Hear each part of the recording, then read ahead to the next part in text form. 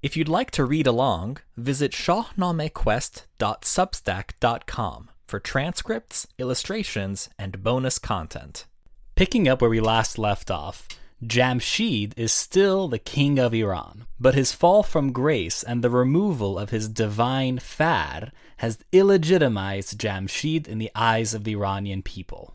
Meanwhile, Ferdowsi transitions the story over to the deserts of Arabia, where King Merdas, who is a just and wise ruler, has a son, a noble and handsome young prince named Zahhak. Zahhak spent his time playing and riding the horses in the desert, with no real ambitions for power. But one day, the devil, Iblis, who's another incarnation of Ahriman, approaches the young Prince Zahhak and begins to possess his mind. Using dark forces of manipulation, Iblis convinces Prince Zahhak that his rightful place is to take the throne from his father, King Merdas. Although Zahhak is initially hesitant to kill his own father, Iblis sees to it that they devise a scheme in which Iblis would dig a hole in the forest so that the next morning, while King Merdas is traveling to the hot baths,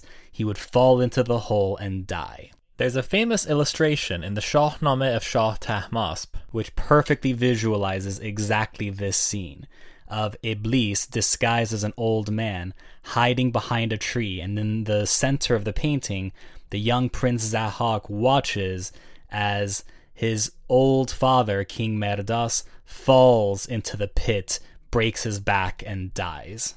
With Zahhak now king of Arabia, Iblis the Devil latches on and doesn't let go. His next manipulation on Zahhak is to disguise himself as a talented cook. Now, at the time, this kingdom had not been hunting for food, so the diet was all vegetables and plants.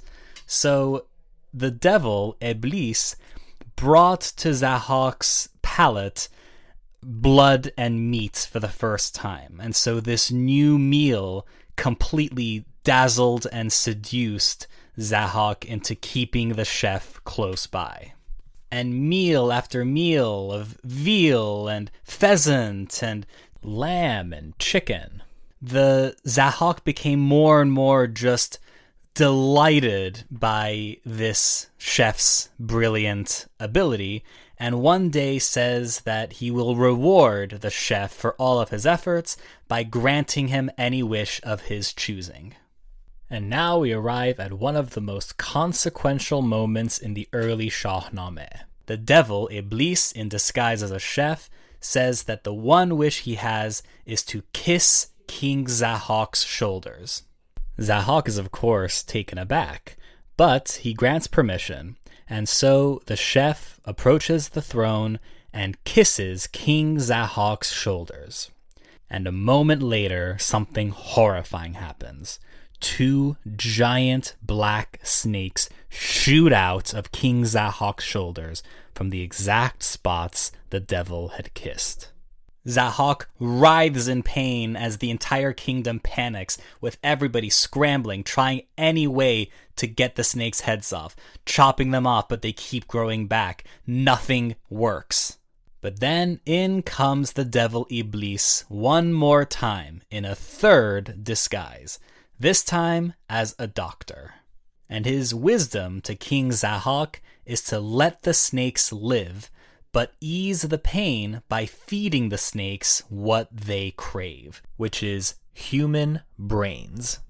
This, the devil tells Zahhak, is the only way to put the snakes to sleep. And so, from that moment on, by royal decree, the young men of Arabia are taken 2 by 2, killed, and their brains ripped out and fed to Zahhak's snakes. And so Zahhak, now known as the Serpent King, continues to grow his powers and becomes more vicious and fearsome day after day. Having now set up the rise of Zahhak in Arabia, Ferdowsi transitions back to Iran, where Jamshid's kingdom has descended into chaos, distrust, and anger. More and more people saw less and less reason to follow King Jamshid and began to look elsewhere for strong and stable leadership. And they became increasingly curious about this legendary, mysterious, and powerful Zahhak, the Serpent King. And Jamshid watched, panicked at not being able to stop his people as they started to worship Zahhak as the rightful king of Iran. After amassing his followers and consolidating an army from Iranian and Arab soldiers, Zahhak set out to conquer Iran, and in an instant, like as if it was as easy as putting a ring on his finger, Zahhak seizes Jamshid's throne and becomes the 5th king of Iran.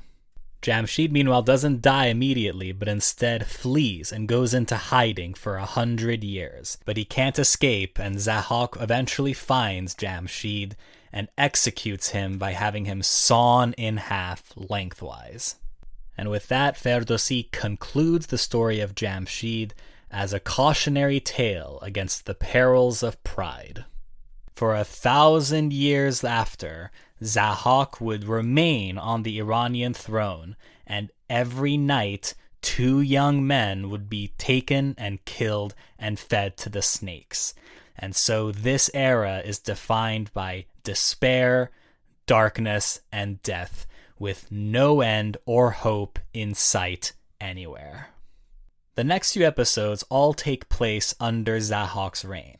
And as new characters and subplots emerge, you'll begin to understand how all of these stories converge under Zahhak's reign and eventual fall. So stay tuned. If you enjoyed this episode, feel free to share it or leave a review. Thanks for listening, and stay tuned for more Shahnameh quests.